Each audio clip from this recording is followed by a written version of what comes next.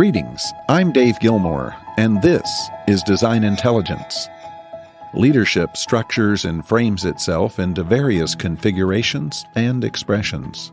Hierarchy is often determined by the personality, security, and insecurity of the individuals being placed into leadership roles. Take, for instance, the person being selected and placed as CEO. If this individual is self-aware, self-secure, and self-accepting, then hierarchy is a structure operating through a lens of organizational empowerment, a fail-fast, fail-forward allowance, and an energy to execute free from the fear of politicized one-upmanship. But this may not be the case when the senior-most leadership are personally obtuse to their own weaknesses. You've heard us say it before.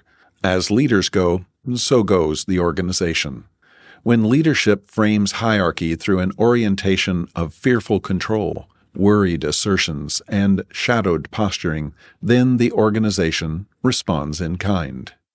There are more structures and styles of leadership than we could adequately highlight in our brief time together, but the heart of effective leadership is a commitment to the others one's leading. It's this others mindset that sets the effective leader apart from the pack. As a leader of others, are you giving your all and best each time you connect with others? Are you planning each interaction to be beneficial for all to the best of your abilities? It's an honor to get time with leadership, and yet people come to such encounters with a mix of expectations and uncertainties.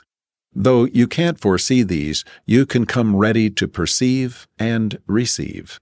You can transmit clear indicators of care and attention. You can lean in.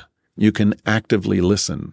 How you affirm and punctuate the time together can make the difference between meaningful and meaningless. I recently was witness to two simultaneous interactions between leaders and others who clearly had some reporting relationship to the leaders. I was waiting on a flight at a Delta Sky Club when a man and woman, I would guess in their late 30s or early 40s, came in and sat one aisle away from where I was. It was easy to hear their conversation being so close, so I shifted away to not appear intrusive. They were talking nervously about someone it seemed they expected to show up at any moment. Sure enough, a woman I would guess to be somewhat older came in. She scanned the room, spotted the couple, and came over to where they were sitting. Both stood, extended their hands for a welcome shake, and made room for a seat facing them for her to sit. Without any typical pleasantries, she inquisitively said, "I hope you have the finished presentation. I expected it last evening, wanting to review it before today's flight, but when I checked, it wasn't in my email box." The two subordinates fidgeted and fumbled apologies and assured her it was complete. She responded, "So where is it? We have half an hour before we need to go to the gate." While this tense and terse exchange was occurring, another scene was developing on my other side. A couple of men came in, sat down, and settled their bags. One stood and said to the other, "I'm grabbing an apple. Can I get you something?" The other responded, "No, sir. Thanks for offering." When he returned, he had 2 drinks in his hands, an apple and a bag of chips. "In case you change your mind," he smiled and sat down again. "So, Tom, this is a big day for you. Your first big deal since starting with us. Congratulations.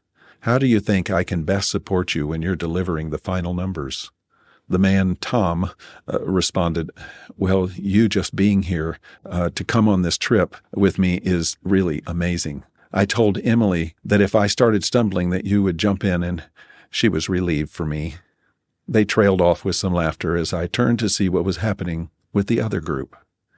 The apparent subordinates were sitting straight-backed in front of the woman leader who, laptop on lap, was apparently rewriting the earlier noted presentation, but with sighs and head-wagging gestures. I was embarrassed for the two, and wonder what would have occurred if I spoke up to both groups about what I was observing. What kind of leader are you? Until next time, I'm Dave Gilmore, and this is Design Intelligence.